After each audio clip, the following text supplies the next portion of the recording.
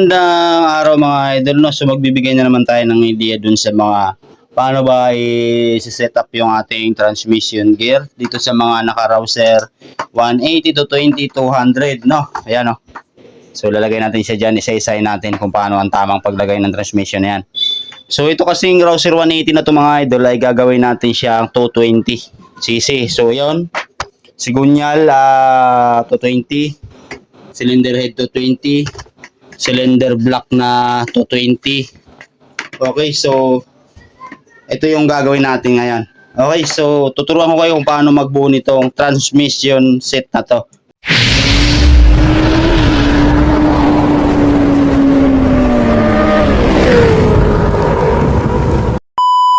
Ayan, so una natin gagawin mga idol, no? So unahin natin tong output shaft, kaya sa tinatawag na output shaft. Ito po yung nakalabas sa ating engine sprocket. Okay, so kung sa makikita nyo, pagka naghiwalay naman siya, so wala siyang ibang malaglag, maliban na lang kung matanggal yung circlet dito. So dito naman, bago nyo isalpak ito, wala naman siyang washer na malaki o maliit. So ito din, hindi nyo rin ito may salpak ng baliktad, no? So pag sinalapak siya ng ganito, hindi siya papasok sa mismong gear yan.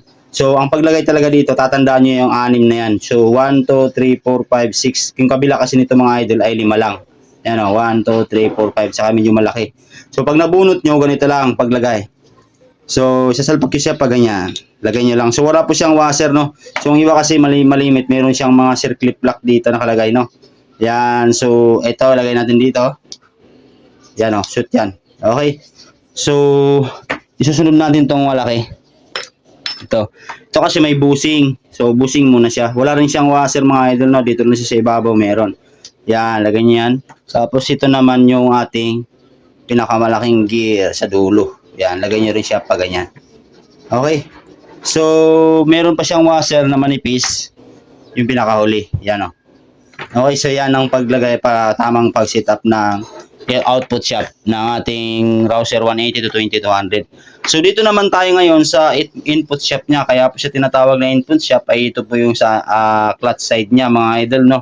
Yan. So ito naman, bago nyo ilagay yung pinaka-gear, meron po yung washer. Ayan, ito yung pinaka-special washer niya yan. So meron niyang matalas, yan o, may matalas, meron din siyang mapurol. So, dapat ang paglagay niyan mga idol, titihayan nyo itong pinaka-gear niya. Yan pa rin yung 6 na yan, no? 1, 2, 3, 4, 5, 6. Ilalagay niyo na siya pa ganyan, no? Tapos saka nyo siya isususok dito. Yan, hanapin nyo lang kung masushoot siya o hindi. Okay. Tapos, pinakahuli natin ay itong gear na to. So, ito namang gear na to mga idol ay wala naman siyang baliktaran. So, same lang din isi siya ng lalim. Wrap likod. So, lagay natin siya pa ganito. Tapos, meron siyang medyo makapal na washer. Compare mo dito sa output shaft niya ay manipis yan. Baka magkabaliktad ha. Tatandaan nyo palagi. Ang output shaft na washer ay manipis. Ito yun. Yung input shaft na washer ay makapal. Medyo makapal yan. Tapos sa paglagay niyan doon mga idol, no? Ganito lang lagay natin dyan. Yan. Ganyan paglagay niyan. Okay.